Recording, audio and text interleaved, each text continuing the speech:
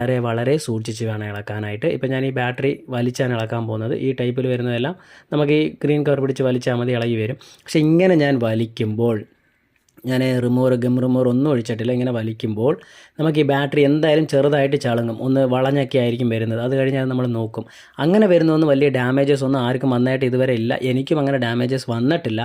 പക്ഷേ അതേ സമയത്ത് ചില ബാറ്ററികൾ നമ്മളിങ്ങനെ എടുക്കുമ്പോൾ വളയുവാണെങ്കിൽ ആ ഒരു ബെൻഡ് ഭാഗത്ത് ചെറിയൊരു പോറൽ പോലെ വീഴും. പോറൽ പോലെ വീണ് കഴിഞ്ഞാൽ ആ ബാറ്ററി തിരിച്ച് സെറ്റ് ചെയ്യരുത്. ചാർജ് കയറാൻ നേരത്ത് ആ ഒരു സ്പേസിൽ അത് പൊട്ടിത്തെറിക്കും, ഉറപ്പാണ്, 100%.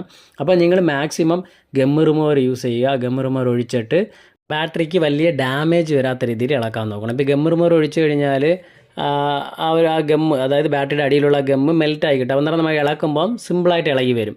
അതേ നമ്മൾ ഗം റിമൂവർ ഒന്നും ഒഴിക്കാതെ നമ്മൾ പിടിച്ച് വലിക്കുന്നെങ്കിൽ എന്തായാലും താഴെയുള്ള ഗമ്മ് നല്ല രീതിയിൽ പിടുത്തം ഉണ്ടാവും. അപ്പോൾ നമ്മൾ പവർ കൊടുത്ത് വലിക്കുമ്പോൾ ഈ